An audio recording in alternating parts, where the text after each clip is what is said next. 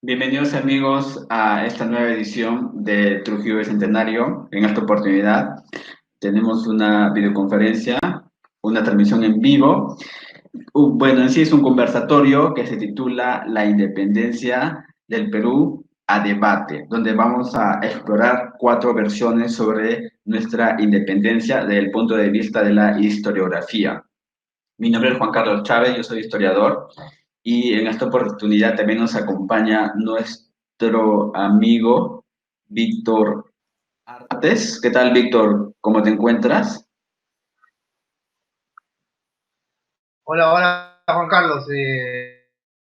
Bueno, un saludo también a y saludo a por su día, una muy, muy vamos a celebrar una independencia, no tenemos tanta independencia, pero quién sabe, históricamente no ha sido así como yo creo difícil, ¿no? Ha habido guerras, terremotos, también otras pandemias que Perú hemos sobrevivido, ¿no? Debemos mantener la fe y la esperanza de que el Perú va a continuar, ¿no? Y justamente vamos a ver hoy con un poco de detalle hasta que nos dé el tiempo acerca de realmente la profundidad que tiene la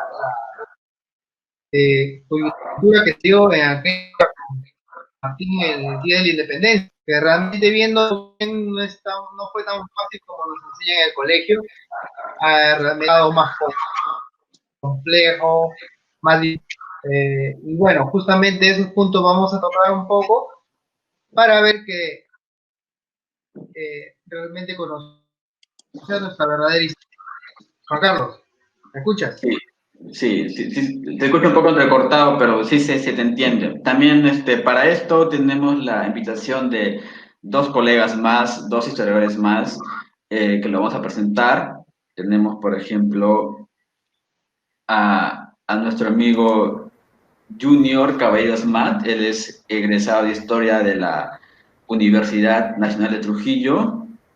¿Qué tal, Junior? ¿Cómo te encuentras? Hola, ¿qué tal Juan Carlos? Hola amigo Víctor, ¿cómo está? Aquí Sí, pues en la cuarentena y bueno, a veces salimos para hacer cosas interesantes, nada más importantes, pues, pero de ahí aquí estamos esperando que todo esto pase, pues, ¿no?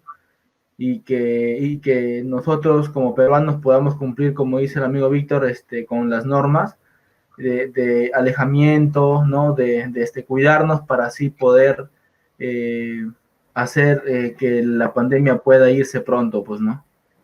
sí. Ok, gracias. También tenemos como invitado a Jorge Nureña Plasencia, que es historiador por la misma universidad de nosotros. En sí, todos somos de la Universidad Nacional de Trujillo. Él también, él es archivero en el Ministerio Público y ha publicado hace poco ha publicado un libro que se titula sobre Esta bala lleva tu nombre, se trata sobre la delincuencia en Trujillo. ¿Cómo estás, Jorge? ¿Qué tal? ¿Cómo están, amigos? Buenas tardes con todos. Bueno, en primer lugar, muchas gracias por la invitación, Juan Carlos.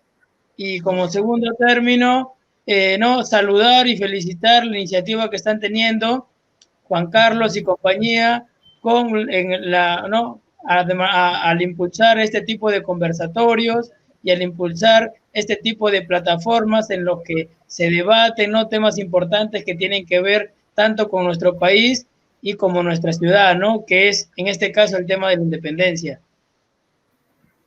Ok, listo. Entonces ya, como estamos completos, vamos a dar inicio ya a este conversatorio, la cual vamos a explorar 4 versiones de la independencia, ¿no? Primeramente vamos a empezar con la primera. Bueno, la primera que siempre, la que es muy común y que todavía queda en el colegio bien impregnado, ¿no? La primera versión que dice de que la independencia se logró por la unión de todos los estratos sociales, entiéndase por españoles, criollos, por indígenas, negros, mestizos, todos se unieron por la misma causa, o sea, Pino, Libertador, San Martín, luego Bolívar, y todos vimos a ellos como grandes líderes y nos unimos a la causa. Esa es la postura que se mantiene todavía vigente en los centros educativos, ¿no? ¿Cómo nace esa postura? Esa postura, ¿cómo nace? En primer lugar, hay que entender un poco el contexto. Estamos en el siglo XIX. El siglo XIX estoy abarcando 1800 en adelante, ¿no? Después de la independencia, después de esos años, estamos hablando, surge la necesidad de investigar sobre la independencia. Entonces, uno de los primeros que va a hacer esa investigación va a ser Felipe Mariano Paz Soldán, como pueden ver acá. Mariano Paz Soldán, que fue un arequipeño, él fue el que hizo la primera investigación sobre la independencia. Antes se habían hecho unos esbozos, podía haber apuntes, pero con su libro, La historia del Perú independiente, lo convierte en el primer historiador de la independencia del Perú, porque reúne, él va a los archivos, va a los documentos, va a los libros, y reúne mucha información sobre la historia del Perú independiente. Entonces, esta publicación de finales del siglo XIX es la que va a iniciar esta corriente que señalaba que la independencia fue lograda porque todos nos hemos unido a la causa libertadora, la que decía de que todos, como hermanos, de manera fraterna, nos juntamos para luchar contra los españoles, todos unidos. Esto va a obedecer a una fuente de pensamiento que va a ser el romanticismo. Hay la necesidad de crear una nación. Entonces, la mejor idea de crear una nación es crear una historia, a través de una historia en común, una historia que nos haga ver todos unidos, porque realmente no éramos unidos nosotros, éramos muy diversos. Entonces, con la historia vas a justificar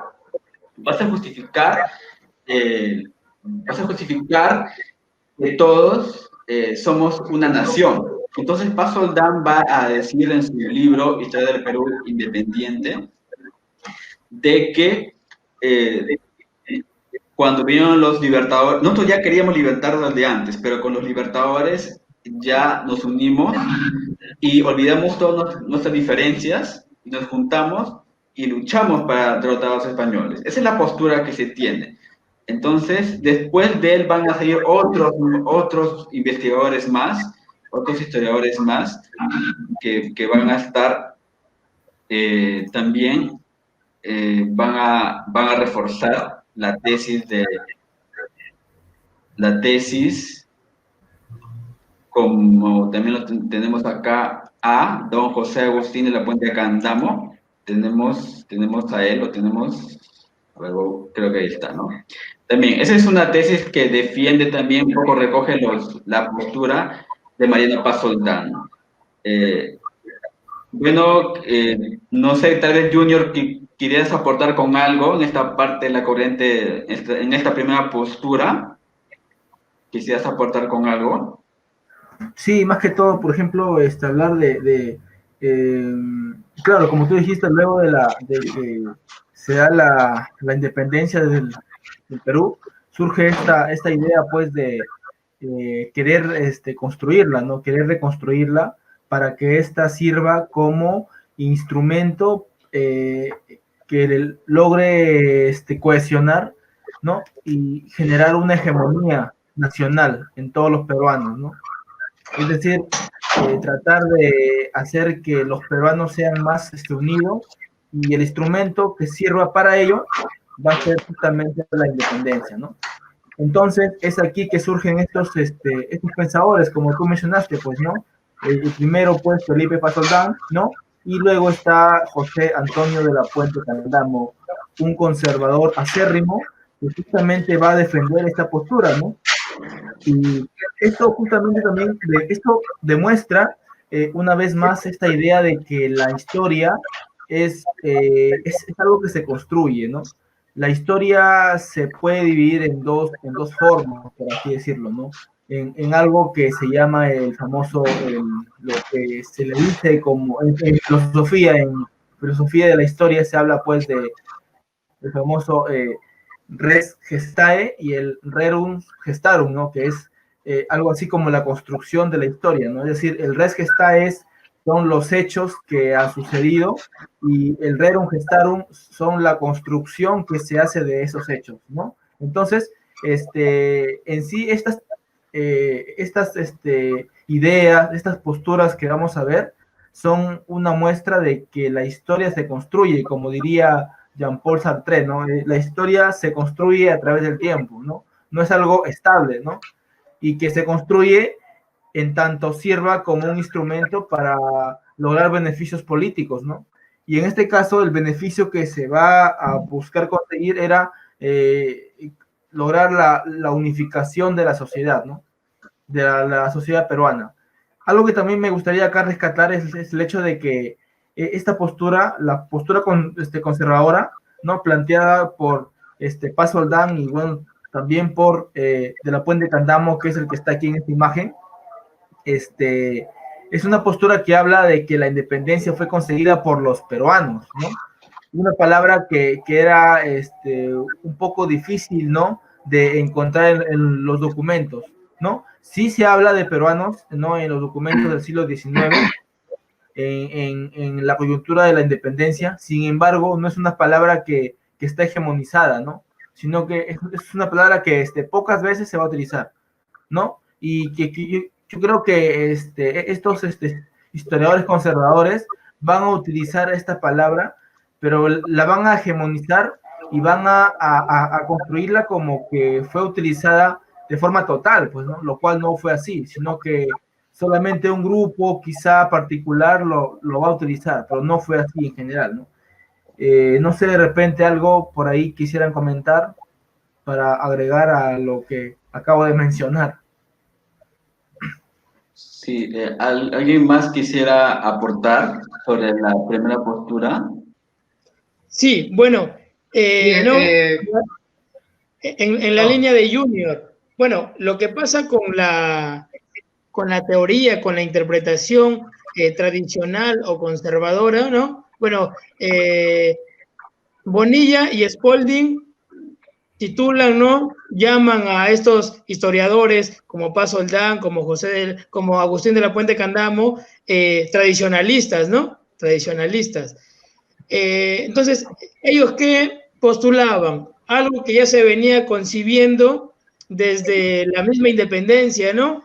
Que los propios, pues, criollos habían ellos gestado, habían concebido la independencia a través, pues, de diferentes acciones en distintos lugares del Perú, ¿no? Y esta postura, pues, ha estado en la historiografía gobernando más de 100 años y en las escuelas públicas ha estado por más, bueno, alrededor ya de 200 años, ¿no? Porque estamos a puertas del Bicentenario y aún se sigue enseñando en las escuelas, pero sobre todo en las academias, ¿no? Esta historia tradicional, esta historia edulcorada, sobre todo de cómo se concibió la independencia del Perú, ¿no? En donde hay buenos, que son los independentistas, y los malos, que eran los españoles.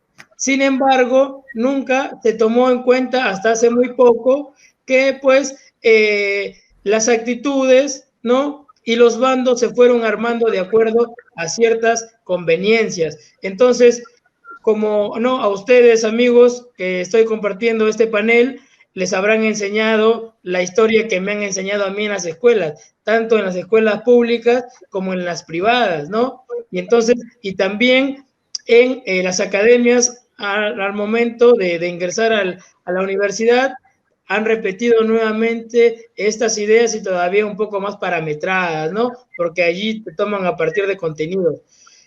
Entonces, bueno, esta interpretación consistía pues en creer que lo mestizo, ¿no? Que lo mestizo había traído, lo mestizo, lo criollo, había traído consigo la independencia y que era un producto nacional, ¿no? En el que se ensalzaban la bandera, en el que se ensalzaba también el 28 de julio, ¿no? Porque una de las posturas de esta interpretación es que la independencia fue el 28 de julio, o la verdadera independencia fue el 28 de julio de 1821 y no el 9 de diciembre de 1824, ¿no? Entonces, porque la verdadera independencia que nosotros deberíamos celebrar, que fue ya el término, ¿no? La culminación de todo este proceso que duró más de 10 años, fue el 9 de diciembre de 1824 con la batalla de Ayacucho. Entonces, no, para agregar es en este sentido de que la concepción de esta interpretación o de esta vertiente, como lleva por título esta pequeña conferencia, se ha impregnado, ¿no? A través de la historia hasta nuestros días sobre cómo se dio la independencia del Perú y quiénes fueron los buenos y fueron los malos, ¿no? Eso nada más, amigos. Genial. Gracias por tu participación. Víctor, tú que has recogido la opinión de la gente, Sí. ¿cómo perciben ellos la independencia del Perú? ¿Qué discurso manejan la gente que no es historiadora, que no es especialista? ¿Cómo percibe la independencia? Sí, me mucho, un poquito cortado. Estoy en el audio. ¿Me escuchas? Sí, te escuchas entrecortado. No te escucho. Estoy en el audio. Te escuchas entrecortado. Sí, a veces tenemos un poquito de problema de la señal, pero bueno. Bueno, en primer lugar, yo diría, respecto a este punto, más concuerdo con el último compañero que del último panelista que acaba de hablar, ¿no? Realmente yo discrepo mucho luego de haber investigado varios autores, realmente no solamente uno, y haberlo comparado también con las independencias que como ha sucedido en los demás países de Sudamérica y América, desde Argentina hasta Estados Unidos. En primer lugar, estos procesos independentistas de todos los países no ha sido fácil, ¿no? Si bien es cierto, ha tenido ciertos liderazgos por a veces criollos, a veces también foráneos, por el caso de San Martín, pero también ha tenido muchas fuerzas internas entre grupos de poder, grupos políticos, y bueno, realmente no todos necesariamente estaban, no solamente en el Perú, en otros países también ha pasado, estaban de acuerdo con esta independencia, ¿no? A veces pensamos con esta idea independentista clásica, digamos, que nos enseñan en el colegio, de que como si todos los peruanos del virreinato hubiesen estado absolutamente de acuerdo en la independencia y todos han apoyado hasta ciega, ¿no? Y realmente no fue así y no lo fue en ninguna parte de América. Realmente son procesos, había unos grupos que pretendían continuar en el status quo, ¿no? En su zona de confort, como se dice, porque realmente llevar a la independencia a un país, a cualquier lado, era un cambio radical. Algunos temían que podía tener éxito, algunos temían también en perder en ese caso de las élites, algunos temían poder perder estos poderes que tenían algunos, ¿no? Y bueno, hay que considerar que esta corriente independentista no nace en el Perú. Perú realmente el virreinato del Perú ha sido uno de los últimos en independizarse, ¿no? Ha venido realmente, nosotros hemos seguido una corriente, por tanto eso también demuestra que no necesariamente ha tenido que haber nacido de los propios mestizos y criollos, ¿no? Nosotros nos hemos sumado a una ola independentista que ya se había iniciado en Argentina, en Venezuela, con Bolívar o con San Martín, también en Chile. Y bueno, finalmente fue exitosa luego de algunos años, como decía el otro panelista, la independencia no se selló el 28 de julio, sino los años siguientes, con algunas batallas, algunos desencuentros políticos, sociales, pero bueno, finalmente, luego de unos cuantos años tuvo un final feliz, ¿no? Sí, recogiendo un poco lo que acaban de ¿me mencionar. escuchas? Sí, sí te escucho. recogiendo un poco lo que acaban de mencionar todos los compañeros, vemos cómo desde el siglo XIX los que escriben la historia son la clase alta, la clase política. Entonces, aquel que tiene el poder de hablar, de manejar el discurso político, va a querer argumentar lo que desea. Entonces, Paz Soldán, de la Puente Candamo, y todos los demás crean una historia que obedece a fines políticos. ¿Qué le conviene al Estado? Le conviene al Estado venderte una historia donde todos estamos unidos, donde todos viven felices, viven contentos, nos hermanamos, luchamos, todo eso ahí. Esa historia es la que llega al colegio. Esa historia le conviene al Estado porque ignora, evita solucionar problemas que todavía subsisten hasta ahora, que es la desigualdad. En aquella época había mucha desigualdad, pero con la independencia, con el Estado-Nación, se quiere pintar una idea de patria unida, ¿no? Lo cual va a ser realmente falso, porque va a venir una postura muchos años después, décadas después, con los 150 años de la celebración de la independencia, que va a romper este paradigma y va a hacer replantear otra vez a la clase alta, los que tienen el poder, los que están arriba, ya los que tienen el poder, de que la independencia no fue tan idealista, tan colaborativa como se pensó. Esa es la postura que vamos a ver la siguiente. Bueno, creo que... Juan Carlos. ¿Me escucha? Sí. ¿Me escucha, Juan Carlos? Sí, sí te escucho. Dime. Sí, un poco para complementar la postura que ya se le va a finiquitar, un poco para, como dije, complementar es el hecho de hablar un poco de las desventajas que tiene esta postura, ¿no?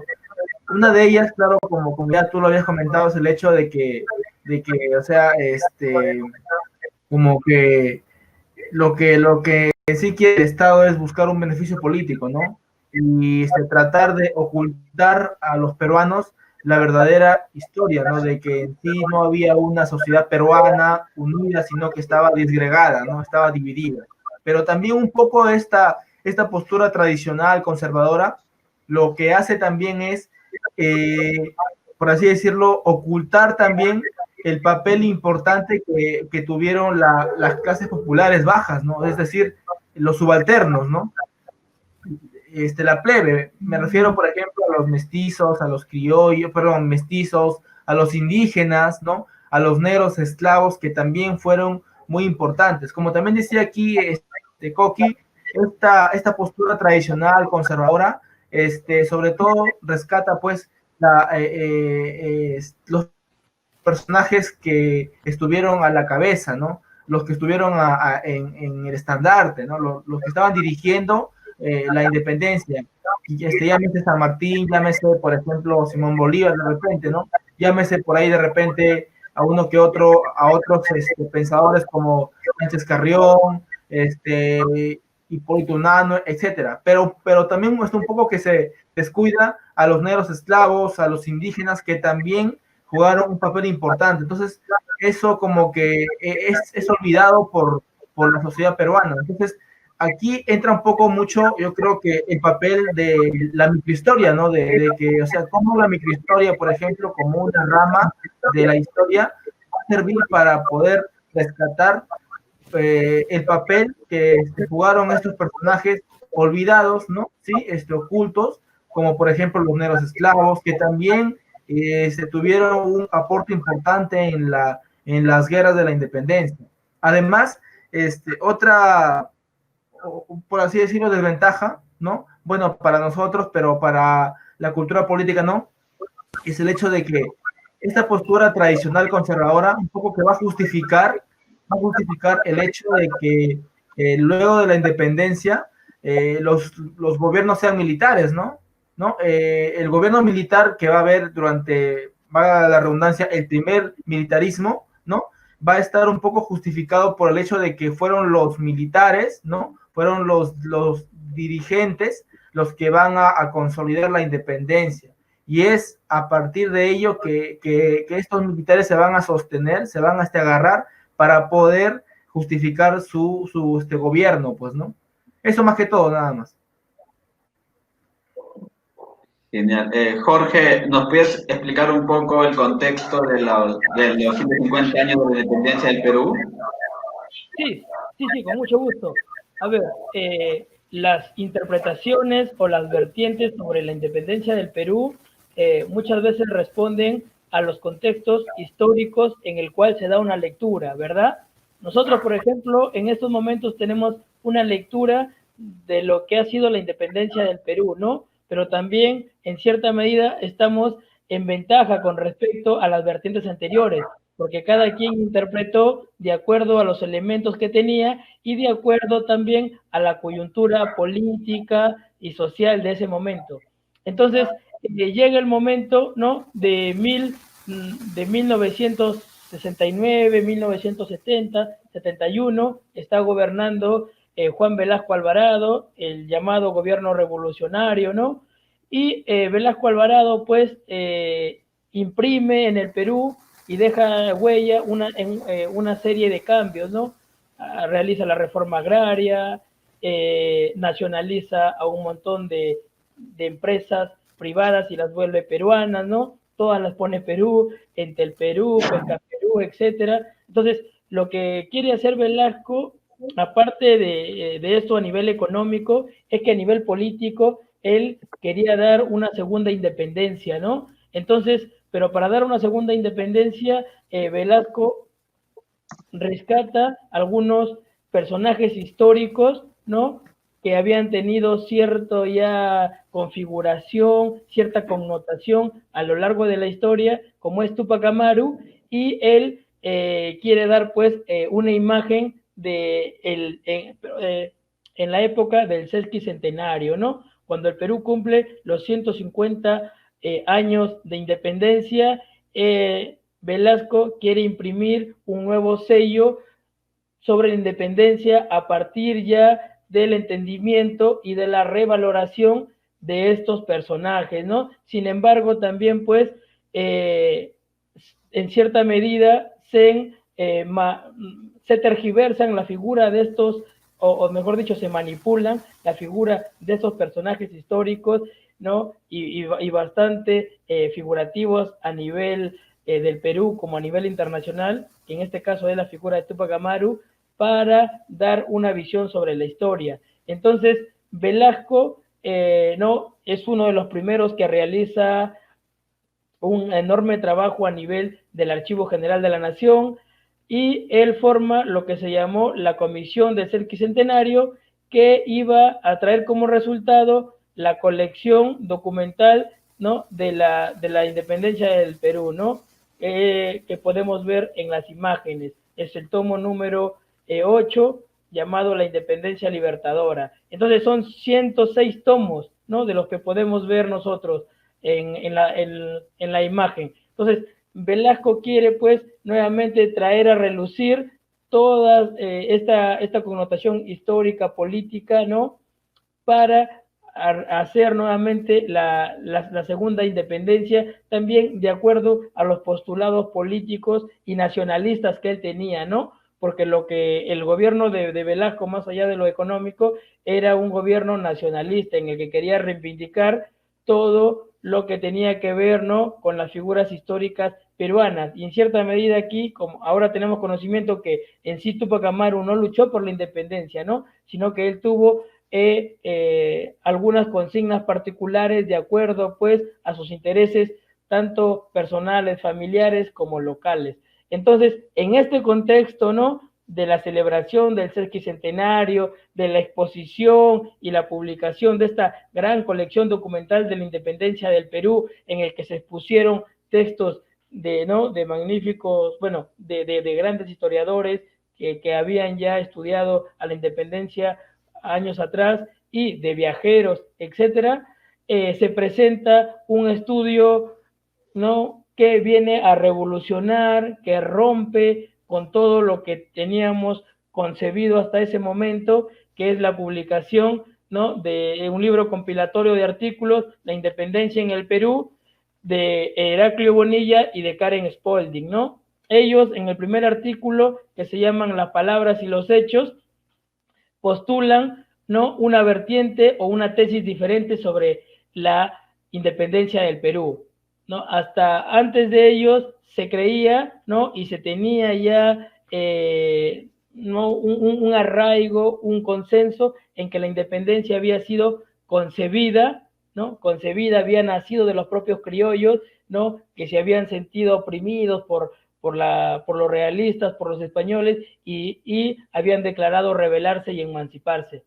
Pero en este caso ellos hacen una revisión crítica sobre esta historia y postulan que la independencia del Perú solamente había sido una independencia política, más en los otros ámbitos, en las otras esferas, habíamos seguido siendo colonia o dependientes de otro tipo de imperio, ya no del imperio español, sino del imperio británico a nivel económico.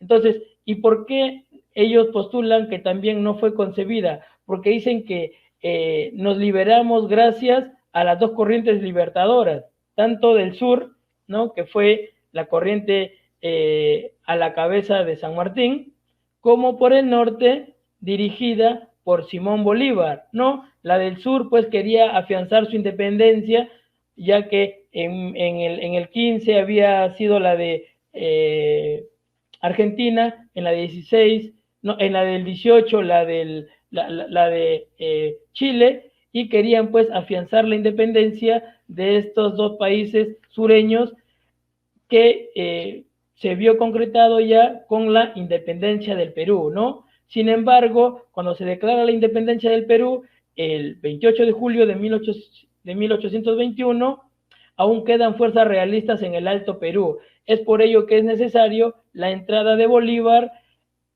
en territorio peruano, ¿no? Primero él va a Lima, en Lima encuentra un ambiente totalmente hostil y decide, pues, asentarse en Trujillo, y a partir de Trujillo es que realiza todo este desenvolvimiento de la última fase de la independencia. Entonces, la independencia en el Perú, el libro, y en este caso el artículo Las palabras y los hechos de Karen Spalding y de Heraclio Bonilla rompen con esa primera concepción, con esa vertiente de la independencia concebida, y señalan, pues, que la independencia no fue así, sino fue una independencia concedida a partir de la liberación de ejércitos del sur y del norte, y porque a nivel económico seguimos siendo una colonia dependentista tanto de Gran Bretaña y más adelante de Francia y Estados Unidos. ¿Alguien más quisiera aportar sobre este contexto?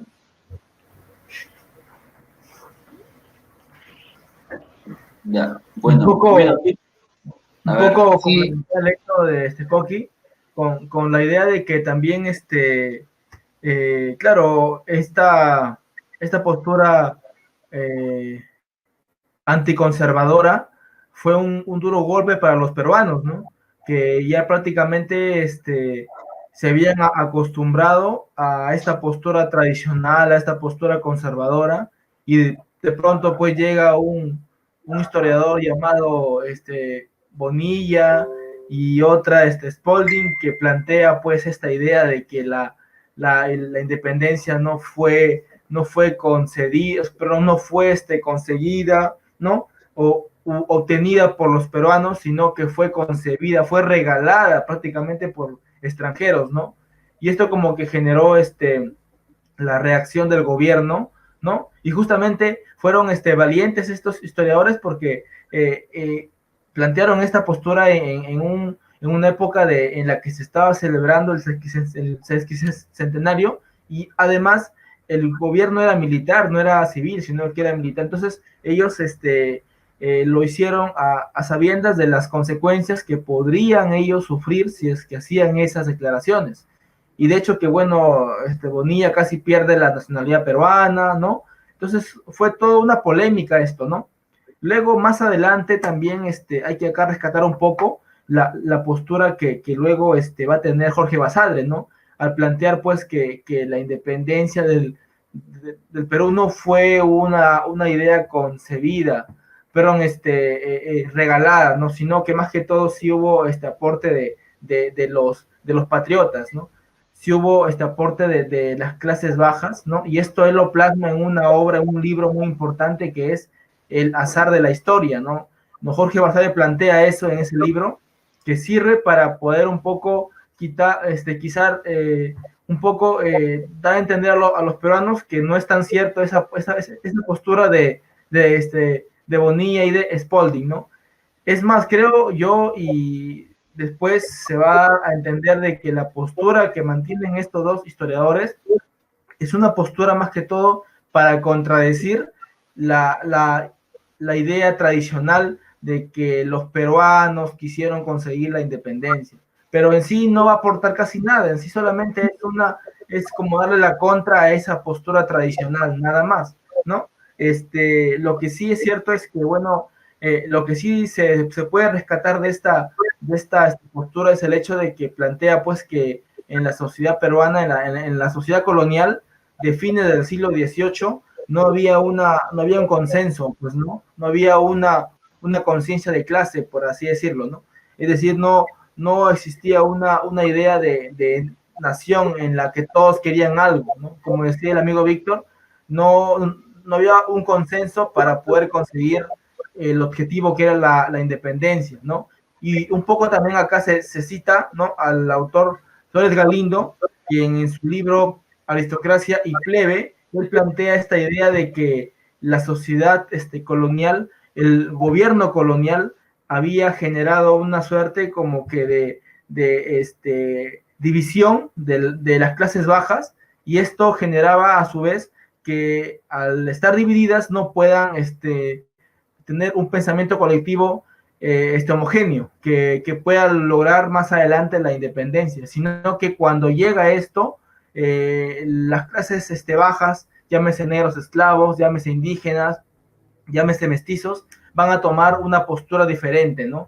Y esto va a generar que no haya una unión, sino que estén divididos, estén separados, ¿no? Es muy interesante esa parte, ¿no? Eso más que todo.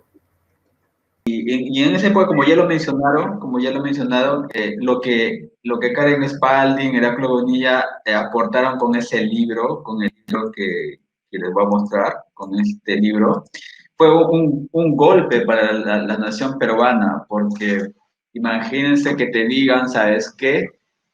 Ustedes no querían la independencia, ustedes solamente peleaban entre ustedes nada más, entre la misma gente, la misma gente del virreinato se peleaban guerras civiles, pero no querían independencia, querían reformas, tuvieron que venir libertadores a independizarlos a ustedes. Fue un duro golpe. O sea, mira, ya nos han golpeado con la conquista del Perú, que nos decían que sí, los españoles nos conquistaron solamente con un puñado del ejército español, nos ganaron la batalla contra los incas.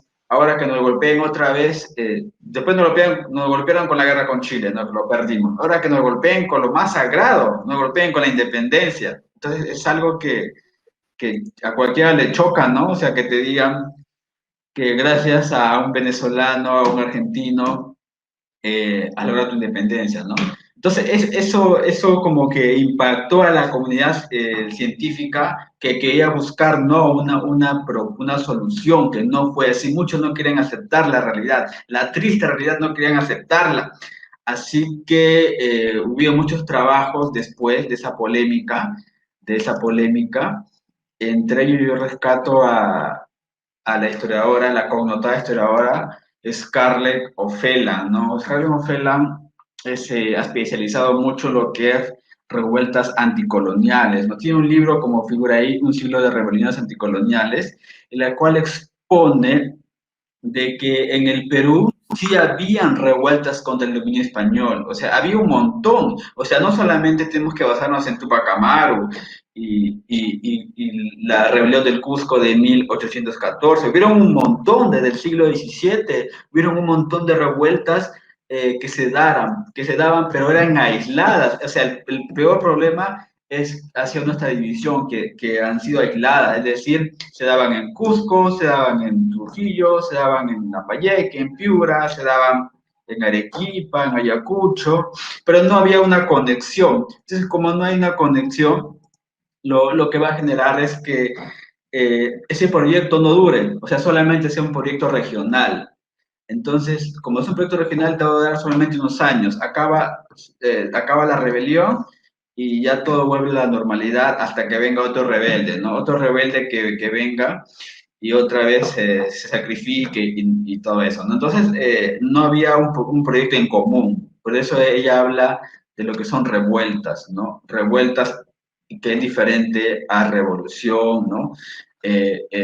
Porque ya en una revolución quiere un proyecto político que piense en grande, que sea a gran escala, mientras que lo demás fueron revueltas, excepto que Tupac Amaru y la rebelión del Cusco, que sí tenían un proyecto ya en común, ya se habían consolidado en cierta medida, pero también es por falta de apoyo de identidad, y es un poco que nos revela también lo dividido que hemos estado, es que no hemos continuado con ese proyecto, ¿no? Entonces, eso es lo que postulaba Scarlett O'Fallon y que se ve, ¿no? O sea, de que sí había resistencia contra los españoles, sí ha habido. El problema es que no había un proyecto en común.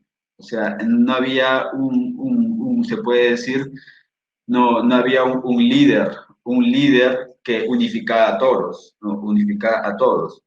Entonces, ese es un problema. No sé, que tal vez alguien más quisiera intervenir sobre este punto de las revueltas anticoloniales. Sí, a ver, no, bueno, en la línea de Juan Carlos, bueno, lo que quiere dar también a entender O'Fallon a través Sí, de de su tesis repente por doctoral. aquí. ¿Se escucha? Sí, se escucha, se escucha. Sí, Ah, sí, ya, Jorge. ya, bueno, lo que Sí, te quiere dar a escuchamos, te entender, escuchamos. ya, lo que quiere dar a entender eh, Scarlett O'Fallon, ¿no? En su tesis doctoral, en la línea que estaba comentando Juan Carlos, es que ya la colonia española, el imperio español aquí en el Perú había sufrido un desgaste ya, ¿no? Y este desgaste se vuelve más notorio, sobre todo al iniciar ya las reformas borbónicas, ¿no? Este despotismo ya había sufrido pues una especie de desgaste y por lo cual se habían manifestado una serie de revueltas, no solamente en el sur del Perú, sino en todo el virreinato del Perú, ¿no? Ella llega a una contabilidad de más de 100 revueltas que desembocarían pues en en la gran rebelión que fue la de 1780, ¿no? En Cusco con Tupac Amaru. Entonces, esta rebelión, y es por eso que su libro culmina en 1783, abarca también la rebelión de Tupac Amaru, que fue la rebelión americana más grande, ¿no? Que movió a la mayor cantidad de gente posible que hubo. Sin embargo, esta rebelión, pues, no buscaba la independencia, ¿no? Lo que buscaba era la reivindicación de ciertos privilegios que habían tenido, ¿no? Los mestizos, y que estaban siendo ya despojados porque las reformas borbónicas pues vinieron a implantar un despotismo, ¿no? Más rancio, más crudo en comparación con los siglos anteriores. Entonces, lo que quiere manifestar O'Fallon es eso, ¿no? Que ya, si bien es cierto, el proceso de independencia inicia en 1808, para algunos un poquito antes, para otros un poquito después, ya en el siglo XVIII hemos podido ver una serie de revueltas contra el régimen español, ¿no? Entonces, me parece que ese también es el mensaje.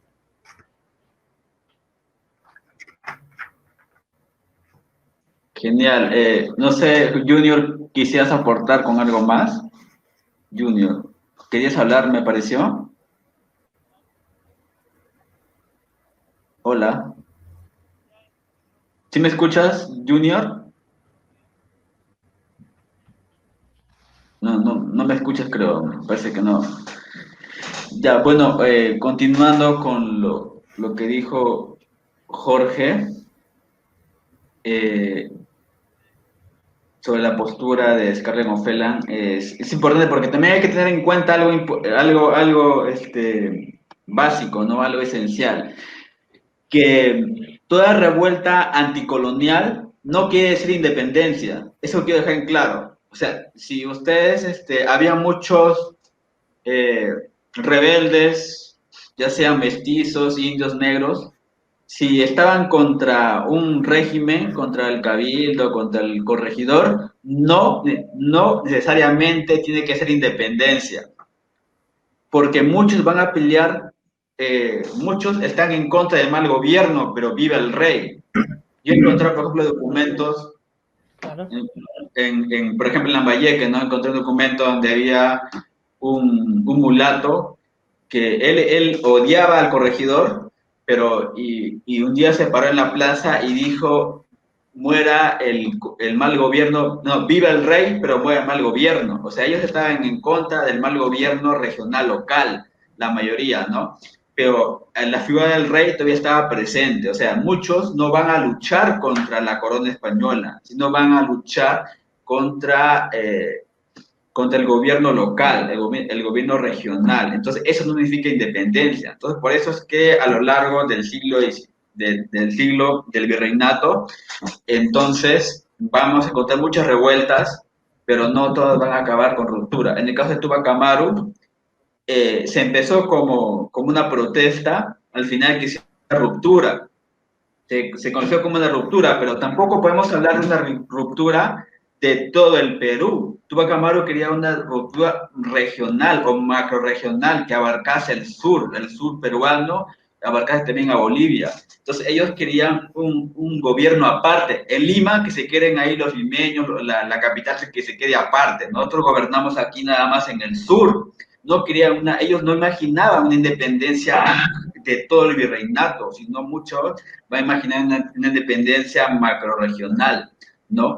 Por eso es que no hay que confundirlo, no hay que confundir de que ya, porque luchan contra los españoles, ya, ellos están en contra de la corona, no, muchos van a estar en contra del mal gobierno, pero van a estar a favor de la corona. Otros sí van a romper, pero eso ya se va madurando, ya con el tiempo ya va madurando ya la necesidad de querer una independencia, pero por ahora macroregional. Junior, ¿qué quieres aportar? No sé, si me escuchas. ¿Me escuchas, Junior? Sí, sí te escucho. ¿Ustedes me escuchan? Sí, sí te escucho. Sí, ¿Me escuchan? ahora sí, amigo. Ya. Sí. No sé, si quieres aportar con algo.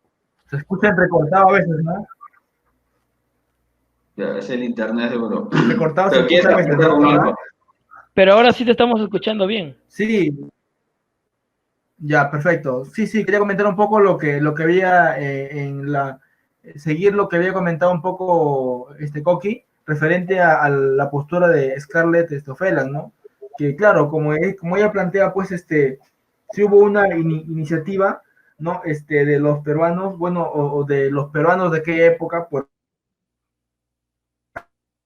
así decirlo, pero más que todo, esta iniciativa se daba por las reformas borbónicas que habían hecho mella en la sociedad colonial, ¿no? Y recordemos que, bueno, su libro, Un siglo de rebeliones anticoloniales, ese libro, pues, un poco no quizá repetir lo que había hecho Coqui, sino un poco hablar de en qué forma está dividida ese libro, ¿no? El libro, por ejemplo, habla sobre de cómo las rebeliones se van a desarrollar y por qué motivos se van a desarrollar, ¿no?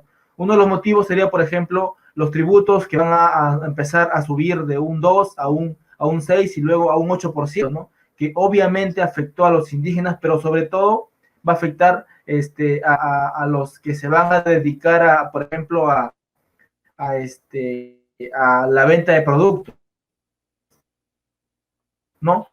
Por ejemplo, esto va a afectar en demasía a los comerciantes, entre ellos los arrieros como Tupac Amaru, ¿no? Y muchos más que se van a ver afectados por el alza de los precios, ¿no? Entonces, este descontento social, ¿no? Fue debido a las reformas borbónicas, ¿no? Y bueno, claro, ese descontento social va a ser manifestado en rebeliones. Sin embargo, aquí un poco rescato esta idea que mencionó Juan, ¿no? El hecho de que las rebeliones van a ser solamente regionales, no van a ser provinciales, pero no van a salir, ¿no? De, de ahí, pues, ¿no? Y eso también como que va a impedir que las personas que se van a rebelar no van a tener una visión general de lo que pasaba en el fuera, ¿no? Es decir, como dice Scarlett, no va a haber un plan político, no hay un proyecto político que pueda dirigir estas rebeliones, ¿no? Entonces, un poco como que ella plantea que sí existía una idea de iniciativa por parte de los grupos bajos, ¿no? Pero lo que no había era un proyecto político, un plan político que pueda dirigir estos levantamientos, estas rebeliones, ¿no? Es muy interesante eso. Además, también un poco rescatar la idea de que aquí se habla un poco de las rebeliones que se van a dar en el siglo XVIII, ¿no?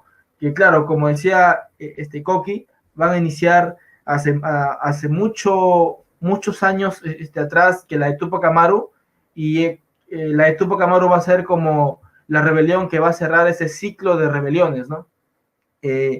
Lo que sí es algo muy curioso acá es que la rebelión de Tupac Amaru y la de los hermanos Angulo en 1814, ambas van a tener esa connotación de ser una rebelión que va a unir a varios grupos sociales, ¿no?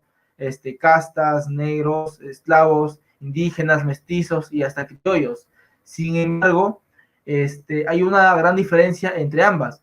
Es el hecho de que la rebelión de Tupac Amaru va a estar dirigida eminentemente por indígenas, por líderes indígenas, es decir, por los caciques que se van a ir acoplando a la rebelión tupacamarista.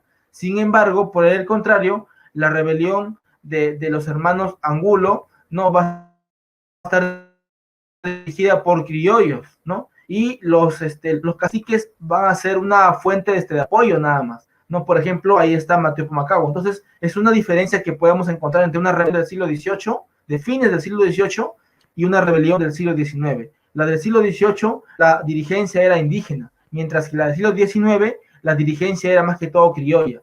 ¿Y esto es por qué? Porque los criollos ya no querían, como que habían perdido la desconfianza, ¿no? Habían perdido la confianza, ¿no? Ya estaban desconfiados de los indígenas debido a que al gran desborde que generó la rebelión de Tupac Amaru, ¿no? Entonces como que ya no había confianza de los criollos hacia los indígenas, ¿no? Y esto un poco también explica, ¿no? O claro, quizá un poco como que contradice esa postura de los conservadores a considerar la rebelión de Tupac Amaru como el inicio de la independencia, lo cual es imposible porque si hubiera sido así, si hubiera sido cierto el hecho de que con Tupac Amaru iniciaba la independencia, entonces pues a partir de ahí se hubiera formado una conciencia de clase, ¿no? Es decir, una conciencia hegemónica, ¿no? Homogénea, lo cual no fue así, porque los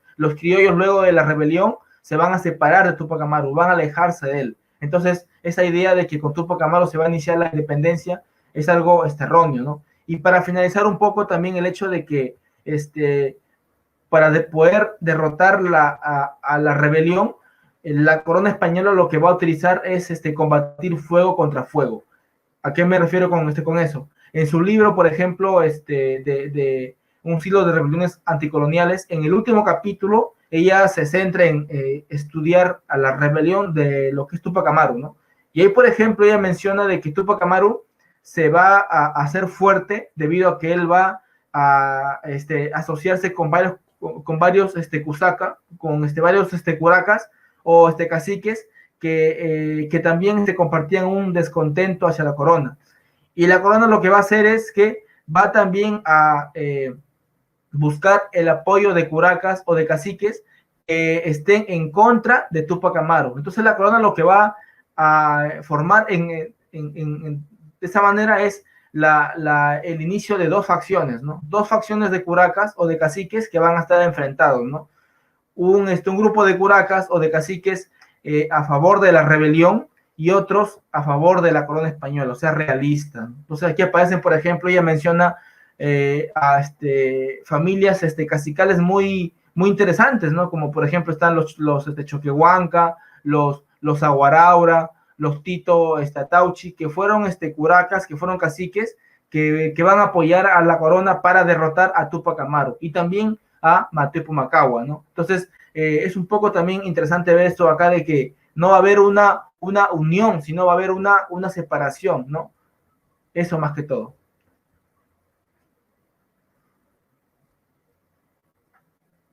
Sí, gracias por tu aporte. Como bien lo has dicho, ¿no?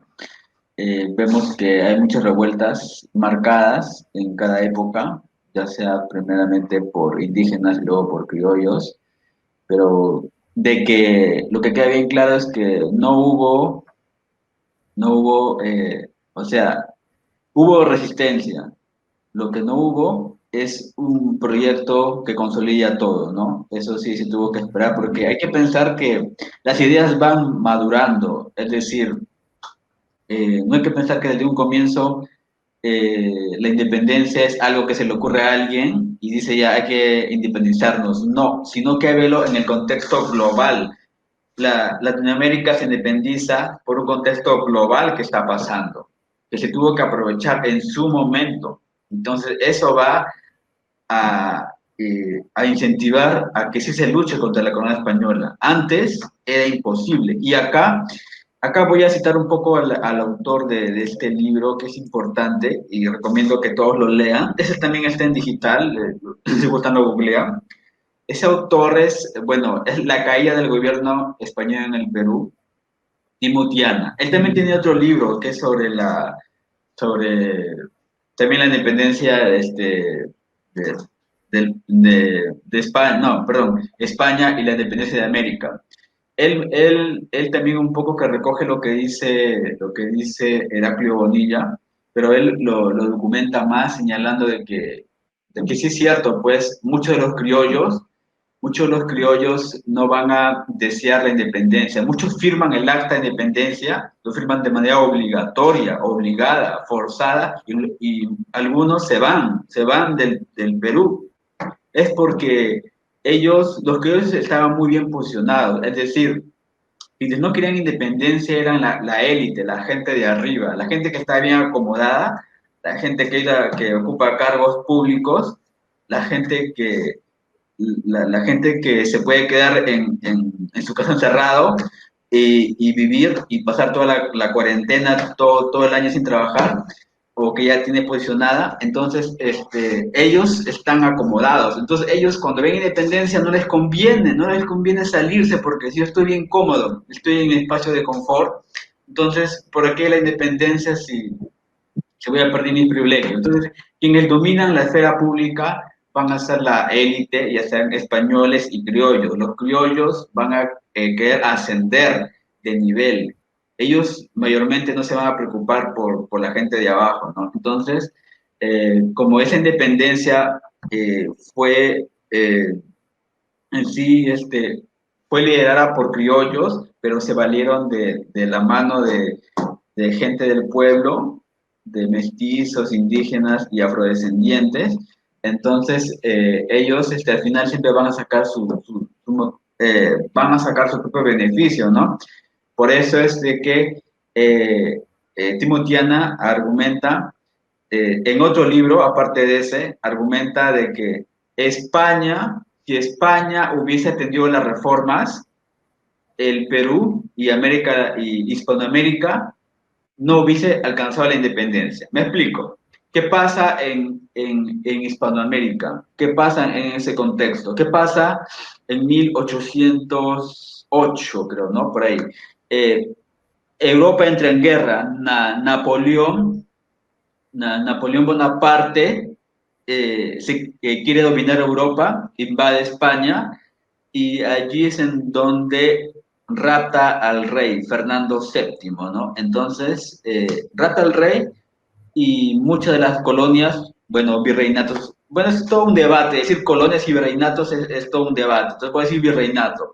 Entonces, mucho del virreinato lo que va a hacer es, le van a hacer fiel a Fernando.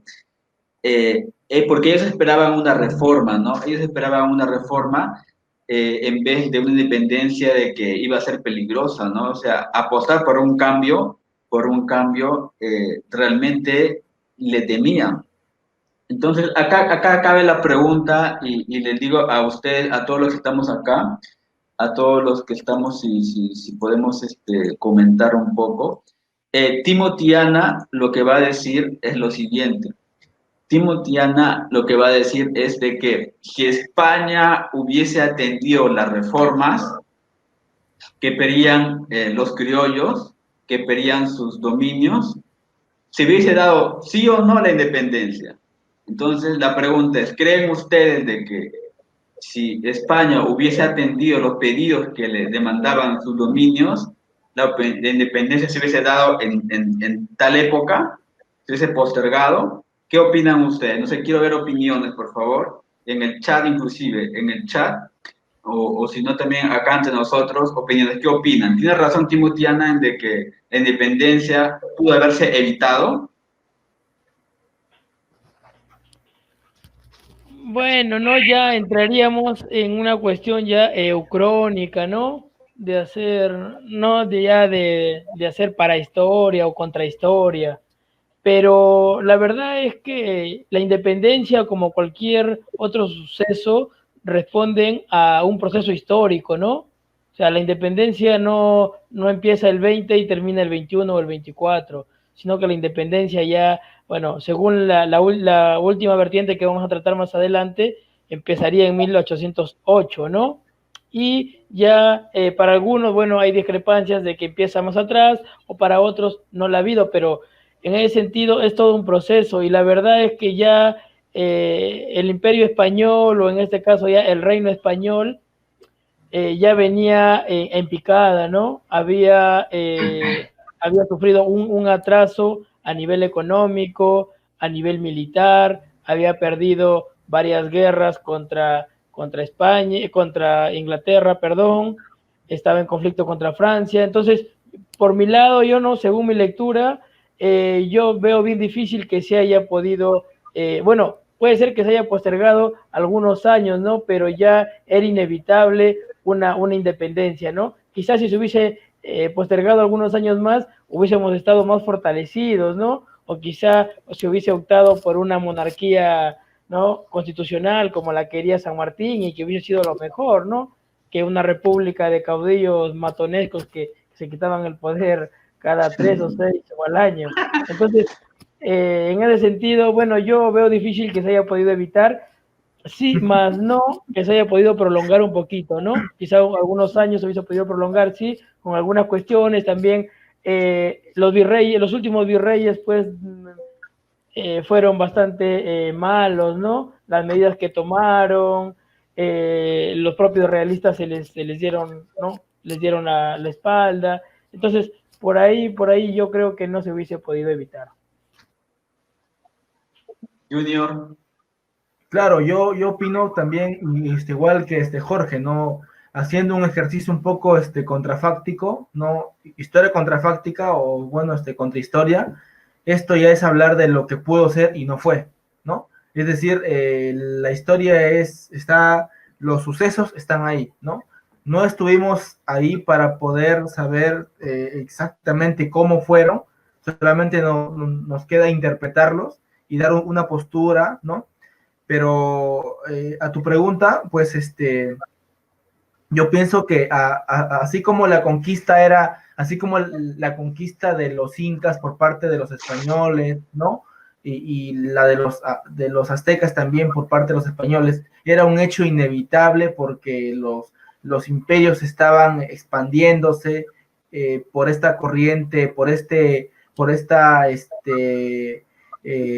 por así decirlo, esta mentalidad mercantilista de buscar más riquezas, era algo inevitable que lleguen, ¿no? Si no llegaban los españoles, llegaban los ingleses, pero era algo también inevitable que la independencia del Perú se pueda dar. O sea, era algo que se iba a dar sí o sí. Y si O sea, de repente la tarde o corona temprano tenía española, que dar. Sí, sí, y, o sea, si la corona española de repente, como tú dices, atendía las reformas, ¿no? Era un poco más minuciosa ahí, quizá de repente hubiera podido retrasar un poco el proceso, ¿no? Pero la independencia iba a llegar, es como que si se hubiera estado esperando ahí el momento preciso para poder llegar, pues, ¿no? O sea, era algo inevitable, ¿no? Yo quiero que de repente, este, eh, la, el hecho mismo de poder estudiar la independencia es algo muy interesante porque nos ayuda básicamente a poder construir mejor nuestra identidad, ¿no? Eso más que todo. Víctor, ¿quisieras aportar algo? ¿O está...? Sí, no sé si me escuchas ahora mejor. Sí, un poco Sí, ¿Me mejor. escucha ahora? sí te Muy escuchamos bien. ahora sí, un poco mejor. Ah, ya, qué bien. Oh, qué bien, qué bien. Sí, bueno, yo quería coincidir con los panelistas, también los compañeros, de que, bueno, realmente de modo general en todo proceso independiente y otros lugares, varios factores, no solamente pienso yo, por tanto al final era inevitable, varios factores hacia esa idea o ese caminista, no solamente del periodo de todo el continente.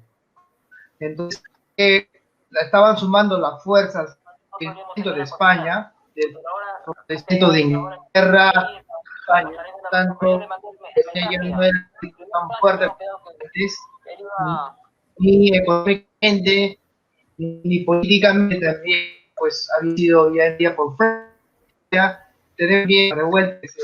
Hay que sumar a esto todas las revueltas que estaban haciéndose en el modo lista de los indígenas, los criollos, hay que reconocer las fuerzas independentistas con San Martín de Argentina, con la de Bolívar, y si no hubiese un que no venía, seguro, porque como este es una fuerza tal, iba a otro líder que sabe que iba a surgir, pero es inevitable, ¿no? Como alguno ha dicho también, quizás hubiese tomado 2, 3, 5 años más, o quién sabe hubiese sido también un poco antes, pero esta ola, diría yo, de la isla independentista continental era inevitable, ¿no?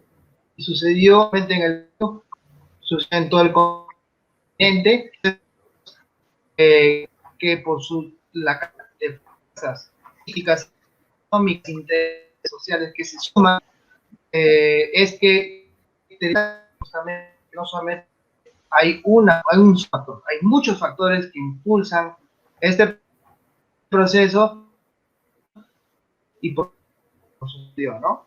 Con su complejidad de cada región que tuvo. Sin embargo, todos tienen como movimiento de España un fortalecimiento de las revueltas indigenistas, criollas, y una suma de esfuerzos por liberarse. Toda esta suma es que genera, tarde o temprano, en unos antes, en otros después, estas independencias de los virreinatos, ¿no? Por tanto, yo pienso que era un...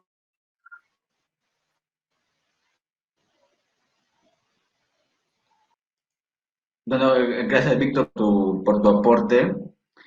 En sí ya, bueno, esa pregunta fue como una... es lo que proponía, ¿no? Timothy Ana, se cuestionaba esa pregunta. Bueno, él responde así de que posiblemente se hubiese evitado, pero no hubiese sido para siempre, sino que se iba a postergar muchos años más. Y esto me abre la siguiente postura.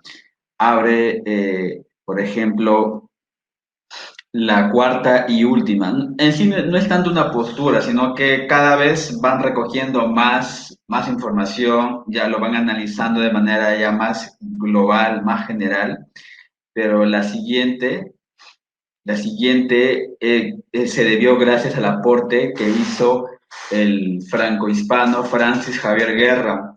Él ya hace un estudio desde las mentalidades y desde la historia cultural, porque si bien es cierto, ya porque la pregunta estaba, ¿por qué cuando cuando Napoleón invade España, ¿por qué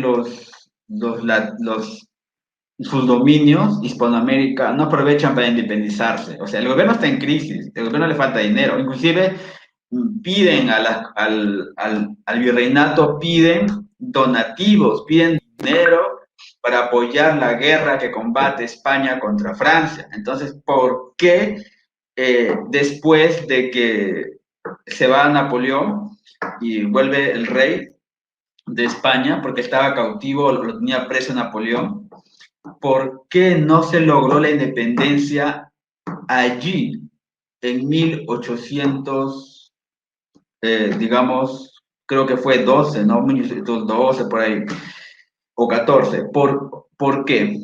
¿Por qué no se logró? Salvo Río de la Plata, ¿no? Pero otras independencias de Hispanoamérica no se lograron. ¿Por qué se tuvo que hacer una segunda, se puede decir, revolución?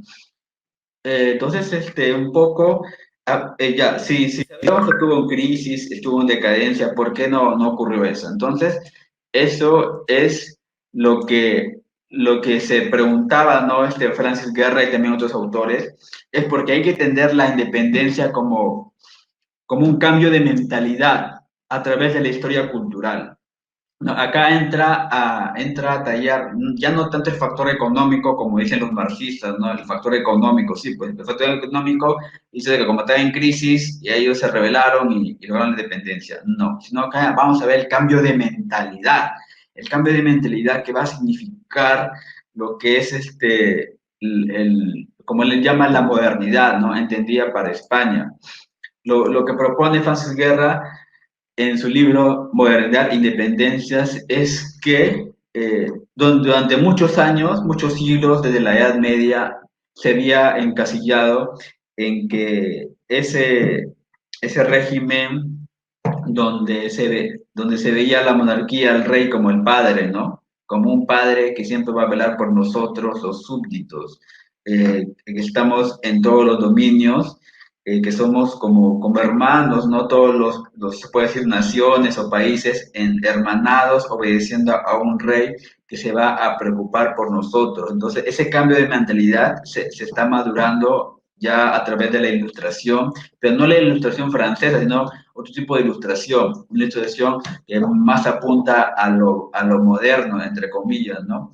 En la cual se ve que la necesidad de la nación, ¿no? El dominio de la nación, la conquista de más derechos, de más, de la igualdad jurídica, ¿no? Entonces, eso va a hacer de que cuando el rey Fernando VII sea capturado por Napoleón, esté preso y se van a formar juntas de gobierno en España y en el virreinato, se van a juntar porque ellos apoyaban una constitución, la primera constitución española, por primera vez en su vida, Hispanoamérica va a conocer lo que es una constitución, antes no la conocía, antes la conocían Inglaterra, ¿no?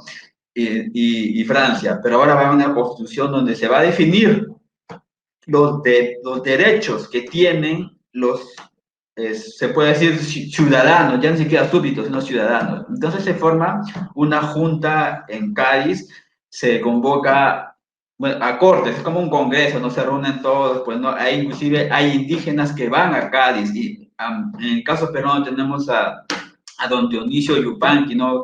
Cusqueño, que se va y en Cádiz defiende, ¿no? La postura de que mientras haya tributo indígena, mientras que haya discriminación entre los indígenas, siempre va a haber opresión, ¿no? Entonces, ahí esa postura de que ven una idea de que cómo los hispanoamericanos esperaban, o sea, se afianzaban a que realmente la Constitución sea la esperanza que necesitaban. Ellos pensaban de que es mejor una reforma constitucional, en la cual yo consigo derechos sin pelear, o sea, ya se están debatiendo en las cortes y al final voy a lograr una igualdad jurídica, ¿no? Entonces ellos pensaban que era lo más conveniente porque ellos no querían una independencia con guerras. Por eso es que se explica por qué cuando el rey Fernando vuelve a su dominio, que estamos hablando de 1812, 14 por ahí. Entonces, todo vuelve prácticamente España recupera sus colonias o sus virreinatos, excepto por, creo que, Río de la Plata, ¿no? Después todo está normal, ¿ah? O sea, ya recuperó, genial. Entonces, ¿qué pasa? Anula la constitución. Agarra y dice, no, pues yo no voy a aceptar esa constitución porque limita mis poderes, yo no tengo por qué obedecer a nadie, la anulo y mando a perseguir a todos los que están, los que lo redactaron. Eso, la verdad que decepciona. Entonces, se empiezan ya a plantear, ¿no? Pues ya, pues si el rey, ya no quiere, no quiere entender que estamos en tiempos modernos, entonces ya es momento de luchar por la independencia. Antes, como dice Javier E. Rodríguez en su libro La independencia de la América Española, aclara muy bien, ¿no? Define de que hay una cita muy importante que dice las colonias buscaban autonomía, mas no independencia, pero cuando el rey les niega la autonomía, o sea, les niega esos derechos, es que ellos recién apuestan por la independencia. Entonces, es una cita un poco polémica, pero también nos abre los ojos. Es decir, muchos esperanzaban en la Constitución de que realmente iba a abrir las puertas a un mejor gobierno, pero después de que Fernando, que se llamaba el deseado, para luego ser considerado el detestado, que no entiende y anula la Constitución, es que muchos abren los ojos. O sea, antes se habían criollos que se rhusaban a la independencia, porque yo no niego, o sea, yo no niego de que haya independencia, de que haya deseado independencia antes, sí las pudieron haber, pero eran menores. Pero ahora, una persona que luchó por su rey, al ver que le niegan esos derechos, entonces va a abrir los ojos y va a luchar contra la independencia. Entonces, esa es la tercera postura ya a nivel latinoamericano, ¿no? O sea que ya, entonces, después de que 1814, cuando vuelve el rey, prácticamente ya sería Hispanoamérica contra la monarquía. Y así se produce ya la independencia definitiva, se va gestando. Quisiera opiniones, alguien más que quiera aportar.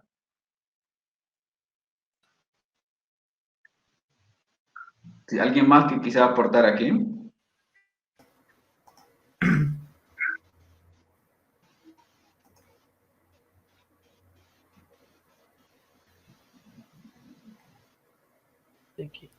Disculpa, sí, estabas con el audio apagado, creo. Sí, estaba con el audio apagado. Ya, de nuevo. Mira, no, como has mencionado, ¿no? El que abre el debate sobre esta nueva vertiente o interpretación de la independencia peruana como de las independencias latinoamericanas, es Guerra, ¿no? A partir de esta lectura que tiene, que a partir del discurso político, de la cultura política, que viene en 1908 con la abdicación, ¿no?, de Bayona y del rey Fernando VII por parte de Napoleón, se produce pues una modernidad, ¿no?, en América Latina, en las colonias, en los diferentes virreinatos. ¿Por qué? Porque son a través de las juntas, a través de los cabildos y a través de las intendencias, pues, que ellos empiezan a debatir ciertas ideas que antes les habían sido ajenas, ¿no? Entonces, se empieza a generar prensa, se empieza a generar, pues, la discusión en torno al fidelismo, ¿no? En torno al fidelismo, ellos empiezan a responder a sus propias problemáticas y ello pues sirve como una gran experiencia para que una vez pasado 1812, 1814, ya con el regreso de Fernando VII al trono, pues hayan adquirido esta experiencia y la ponen en práctica pues en diferentes puntos en este caso del Virreinato del Perú, ¿no? Como ha sido en el caso de Trujillo, analizado por Juan Chigne, primero en su tesis de bachiller y luego pues en su tesis de licenciado, ¿no? En ellas él demuestra las ideas que se discutían a través del cabildo en el cabildo de Trujillo sobre, ¿no?, la prensa, el voto, ¿no?, sobre la política, sobre ellos lo inmersos que deberían estar en toda esta discusión no política, no solamente a nivel del Virreinato del Perú, sino a nivel internacional, ¿no? ¿Cuál era la postura de ellos con respecto a la Francia imperial, ¿no? A la Francia de Napoleón. Entonces, bueno, este estudio inicial de guerra es, pues, ya ampliado por una serie de historiadores más, ¿no? Como Halperin Dongui, ¿no? Chanú, Rodríguez, que has mencionado, Juan Carlos, Chiaramonti, Hagneck, ¿no? Entre otros. Y en el caso peruano, el que mejor lo ha desarrollado últimamente es Víctor Peralta, ¿no? Es Víctor Peralta. Entonces, esta nueva interpretación o esta última interpretación o vertiente que surge a partir de fines de los años 80 hasta la actualidad ya da una nueva cosmovisión, una nueva interpretación un poco más amplia y creo yo más realista sobre el proceso de independencia, ¿no? Porque no dice que se inició en tal batalla o dice que se dio en 1821, sino que fue un proceso bastante largo, en el caso peruano del 8 hasta el 24, que es verdaderamente la independencia, que son, ¿no?, 16 años en los que se debatieron una serie de cosas, ¿no?, en los que, de acuerdo a diversos intereses, tanto políticos, económicos como sociales, las élites iban reaccionando, ¿no? Entonces, me parece a mí muy importante el hecho de que en la actualidad, ¿no?, los historiadores empecemos a divulgar ya esta última vertiente, que es la vertiente más completa sobre la interpretación de la independencia del Perú y la interpretación, pues, sobre las distintas independencias regionales que hubieron, ¿no? Y una de ellas es la independencia de Trujillo. ¿Alguien más que quiera aportar aquí? Por favor. No sé, Juniors. Sí, un poco comentar algunas ideas, ¿no? Quizá puntuales, más que todo, ¿no? El hecho de, como decía Coqui, esta postura que es la más, por así decirlo, la que más se puede acoplar a la realidad, ¿no? Porque las otras posturas como que eran un poco románticas, luego la que sigue, pues, una postura más, quizá un poco centrada en las rebeliones, ¿no? Y la postura de Bonilla, que es más que todo para contradecir la tradicional, o sea, no están aportando casi nada, ¿no? En cambio, esta postura como que tiene más una idea, más que todo, de poder tratar de ver la independencia desde un punto de vista político, más que todo, ¿no? Eso es lo importante, ¿no? Y también aquí hay que un poco rescatar, creo yo, el hecho de que el estudio que se puede hacer de las independencias regionales, llámese, o sea, cómo era visto la independencia aquí en Trujillo, en Lambayeque, por ejemplo, y en varios lugares, por ejemplo, Piura, de repente, ¿no? De los partidos que integraban la intendencia de Trujillo, ¿no? Y además también los demás partidos de las demás intendencias. Eso también va a ayudar a comprender, pues, de forma hegemónica cómo era entendido la independencia en general, pues, ¿no? Eso es muy importante también, creo yo. Sí, gracias por tu aporte, como mencionado. En sí, esa es la vertiente que se mantiene ahora, ¿no? Bueno, digamos, el enfoque que le están dando, ¿no? Ya visto de la historia cultural, la historia política, ¿no? En la cual va a aglomerar lo que es, cómo se maneja el discurso político, ¿no? O sea, cómo eso va a influir, cómo eso va a influir eh, en la ciudadanía, porque como bien dice Víctor Peralta Ruiz, la prensa juega un papel importante. La prensa es la que va a colaborar para mantener el status quo, en este caso de Abascal, ¿no? Como las noticias de Napoleón, de la Revolución Francesa, aterraban a la población, aterraban, ellos realmente pensaban, o sea, si analizamos los documentos de esa época, cuando se habla de independencia, la gente, ¿qué se imagina? La gente cuando habla de independencia no se imagina, sí, libertad, ¿no? El poder de a pie, ¿no? La gente del común no se imagina libertad, se imagina caos, o sea, la ciudadanía es como el coronavirus, ¿no?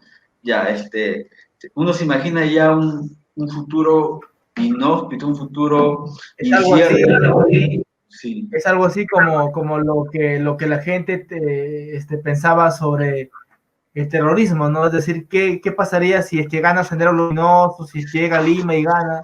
Algo así más o menos, ¿no? Sí, sí, sí, Pero ya. se- Por ejemplo, si es que alguien de izquierda está primero en las encuestas, por ejemplo, no sé, Verónica Mendoza o por ahí Antauro, la gente ¿qué se imagina? Se imagina lo peor, ¿no? O sea, no, eso la gente se opone, la prensa va a desprestigiar, ¿no?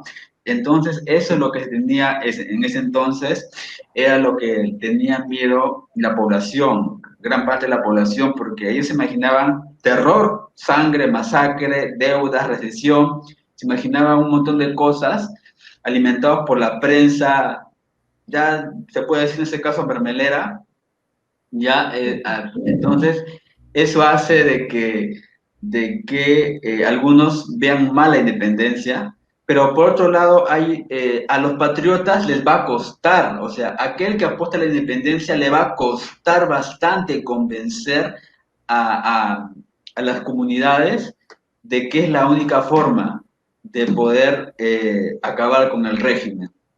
Le va a costar, por eso es que inclusive hay revueltas como ya a intrusión investigado, ¿no? La revuelta de Otusco, por ejemplo, ¿no? Donde los indígenas se oponían a la independencia, ellos estaban a favor del buen gobierno del rey y muere la patria ladrona, así la llamaban, ¿no? Porque no entendida. En este caso también, como pueden ver en la pantalla, hay un libro muy importante que recomiendo que lo lean, que es lo editó Claudia Rosas Lauro, quien ella también ha investigado sobre el impacto de la Revolución Francesa en el Perú.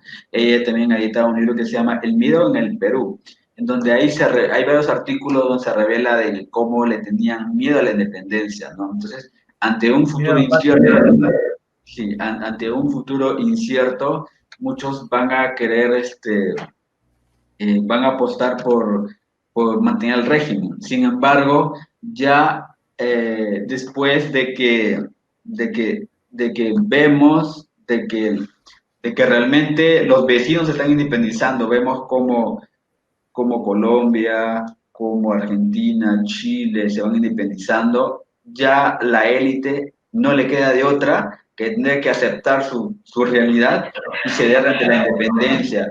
Entonces, es así de que se logra la independencia liderada por criollos. Lamentablemente, bueno, se puede decir que fueron criollos, porque es que para lograr una independencia, para lograr la independencia del dominio español, tiene que haber, Hispanoamérica debe estar conectada. Si no se conectaba Hispanoamérica, tal vez la independencia del Perú no se hubiese logrado.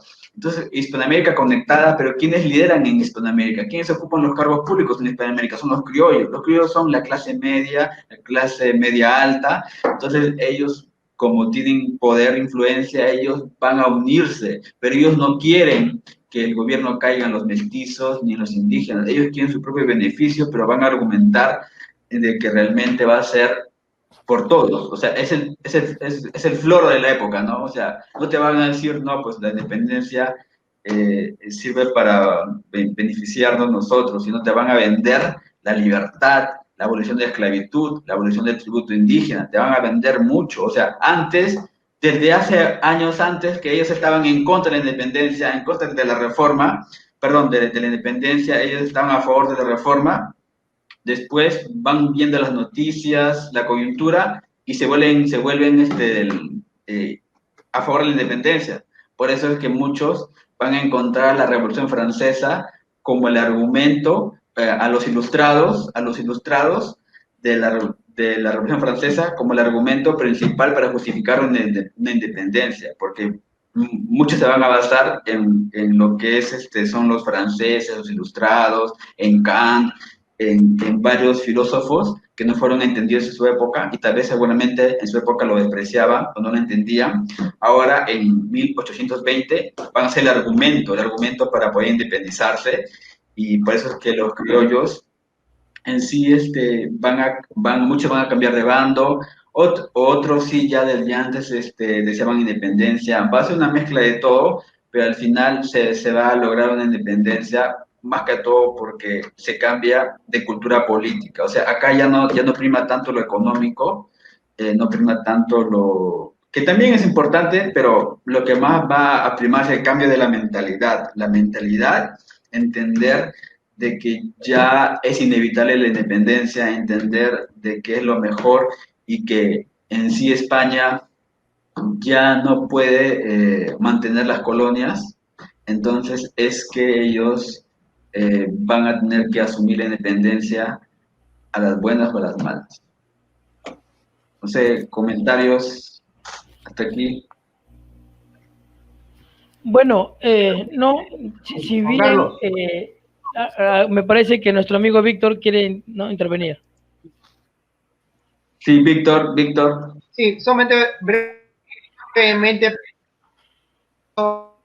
para, diría yo, subir un poco las ideas que hemos ido sumando y los documentos, es de que podemos ver claramente de que el proceso de independencia del Perú no ha sido simple ni fácil. No ha tenido fuerzas internas, ya sea inicialmente por los indígenas, luego por los criollos, por las regiones también. Hablamos de la independencia de Trujillo, la Mayeque,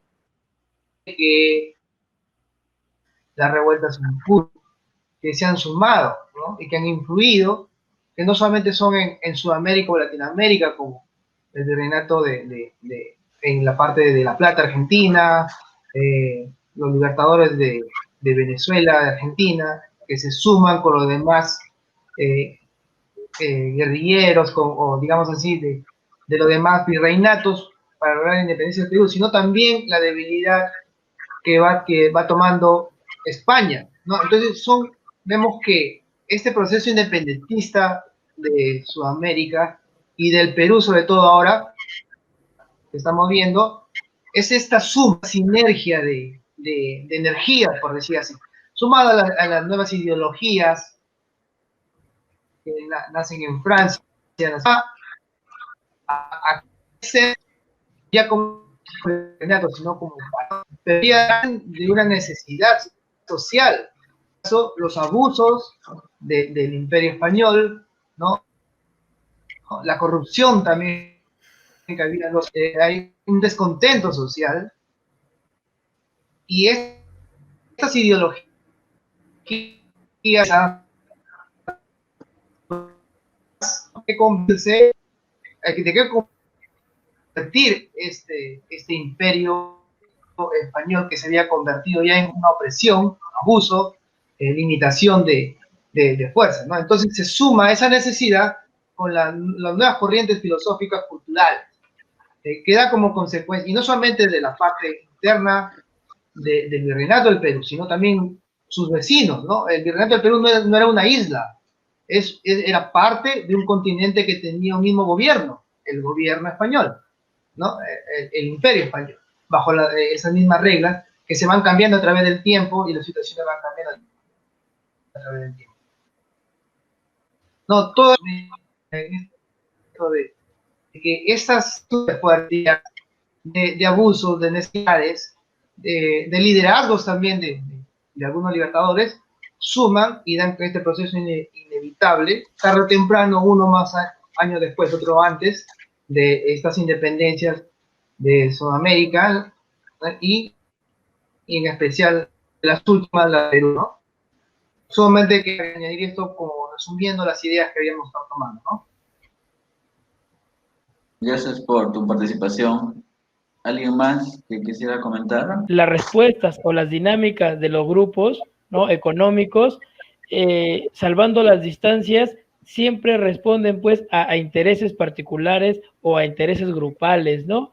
Así como ahora, como mencionaba Juan Carlos, el ejemplo de que si entra un candidato contra sistema, ¿no?, o que quiere cambiar el sistema, todos los poderes económicos pues se alarman, ¿no? Si cuando han querido nada más retirar la AFP, todo el mundo se ha alarmado que la economía va a colapsar y todo este tipo de cosas. Entonces, de igual manera, en el proceso de la independencia... Ya cobré la AFP. Bueno, ya cobraste. Ya, bueno. Y igual en el proceso de la independencia, pues, las élites de diferentes, ¿no?, ciudades, ellos querían salvaguardar sus intereses económicos, ¿no? Durante este proceso de ruptura, ellos mantienen la fidelidad al rey, pero igual siguen manteniendo ¿no?, sus posturas, sus beneficios económicos, ¿no?, sus beneficios sociales que tenían.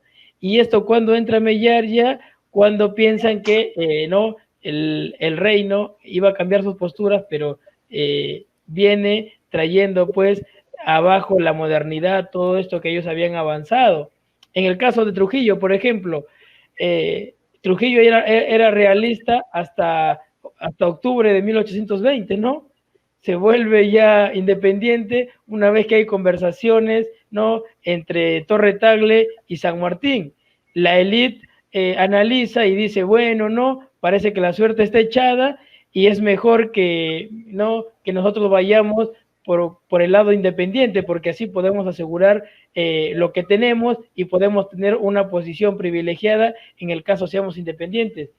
Se aliaron con San Martín, se declaró la independencia y ellos siguieron manteniendo, ¿no?, sus beneficios económicos, sus pertenencias, entonces sus tierras. En ese sentido, lo que debe entender, ¿no?, el peruano común y corriente es que la independencia no fue un proceso armónico en el que un grupo de iluminados, patriotas, surgió de un momento a otro y dijo, bueno, vamos a declarar la independencia, ¿no?, por la voluntad de los pueblos, etcétera, etcétera, ¿no?, que manifestó San Martín un 28 de julio. Entonces, sino que fue un proceso complejo en el que hubieron buenos y malos, pero de ambos bandos. La gente fue cambiando de bando. Todos los primeros, ¿no?, los 5 o 10 primeros presidentes que hemos tenido fueron soldados realistas, ¿no? Pelearon por el lado realista durante los primeros años y luego ya cambiaron de bando y terminaron siendo pues presidentes del Perú ya llegado su momento. Entonces, no fue un proceso armónico, sino fue un proceso complejo que respondió a muchos intereses y que al final, analizando, sopesando cuestiones y coyunturas, se terminó pues por proclamar la independencia tanto de Trujillo como del Perú. Bueno, ¿no? Eso como mensaje final. Yo también quería comentar algo, ya para también finalizar un poco la reunión, como dice Jorge, para acabar la reunión, un poco también comentar el hecho de que esta reunión que se ha concertado el día de hoy no es para destruir el nacionalismo de los peruanos, sino más que todo es para poder ponerlos en autos sobre lo que pasó y sobre lo que se ha construido, sobre lo que se ha escrito de la independencia, ¿no?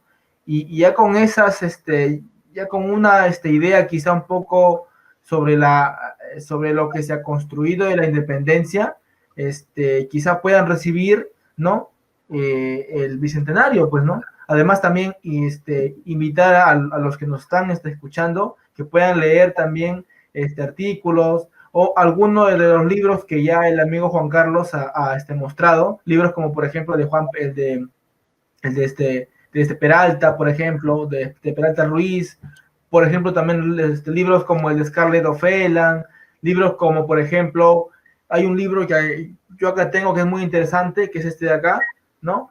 Entonces, si lo pueden ver ahí, que es también un libro muy interesante donde aquí se explica, por ejemplo, aquí se explican las cuatro posturas que hemos estado debatiendo, ¿no? Que es la postura conservadora, la postura anticonservadora, la postura de las rebeliones anticoloniales y finalmente la postura de la cultura política. Entonces, un poco para poder recomendar, pues, ¿no? Que puedan leer estas cosas, estos libros que van a ayudar, ¿no? A que los peruanos puedan enterarse más de estas ideas, pues, ¿no? Más que todo eso de ahí. Y también un poco hablar de el hecho de, sería bueno o sería interesante que se haga un estudio del miedo que existió aquí en Trujillo tras la independencia o luego o en el contexto de la independencia del Perú, ¿no? O bueno, de lo que es la independencia de lo que es Trujillo, pues, ¿no? Ahí está la tesis de un compañero también de esta historia que es Isaac Trujillo, cuya la cual abarca el estudio de lo que es la patria, los conceptos de patria y el concepto de nación. Y sería bueno, por ejemplo, estudiar el miedo que existía aquí en Trujillo de la que en algún tiempo se le llamó la muy noble ciudad de Trujillo, ¿no? Y que luego, tras la independencia, pues va a cambiar de bando y ya no va a ser noble, ya no va a ser noble ni fiel, sino que ahora van a ser ya patriotas, ¿no? Bueno, está la fuerza quizá, ¿no? Porque como dice Coqui, citando la frase de Julio César, la suerte estaba echada, ¿no? Ya prácticamente todo se había dado ya y los patriotas estaban afuera de la muralla, ya no podían hacer nada, los tenían en la puerta de su casa, así que la independencia era algo inevitable, ¿no? Además también acá hay que ver algo, citando un poco el libro de Timothy, él habla, por ejemplo, cita a un cronista, creo que es a un viajero, que creo que es Proctor, que menciona que el mismo Torre Tagle, él aceptó la independencia por intereses económicos, ya que tenía muchas deudas y era un tipo que se había dedicado a lo que es el juego, era un ludópata y se había endeudado. Entonces esto fue lo que le obligó a buscar lugares donde poder conseguir algún beneficio. Y ese lugar lo encontró en la independencia. Él buscaba pues que quizá aceptando la independencia iba a conseguir algún beneficio económico, ¿no? Y aquí otra vez entra, ¿no? Para recalcar un poco lo que dijo Coqui, que la independencia no fue un proyecto que en el cual todos como peruanos pues la quisimos, sino que por detrás de ello hubo intereses políticos e incluso económicos, como ya he mencionado, pues el caso de Torre Tagle, ¿no? Que buscaba un beneficio económico más que todo. Eso sería más que todo mi aporte final. Bueno, agradezco a todos por su participación.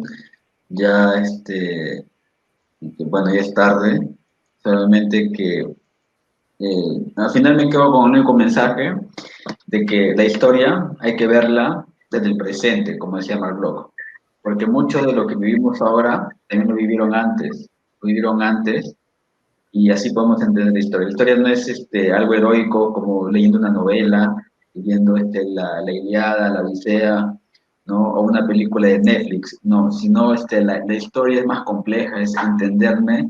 Yo en la historia ver el espejo de lo que vivo yo ahora, así podemos entender la historia. Y tenemos que aprender de la historia. Si no aprendemos de la historia, miren, 200 años y seguimos siendo divididos. La prensa nos pinta como un país unido, unificado, solidario. Pero miren cómo nos hemos comportado durante la pandemia. Estamos en los primeros lugares. Eso significa división, significa que no obedecemos las reglas.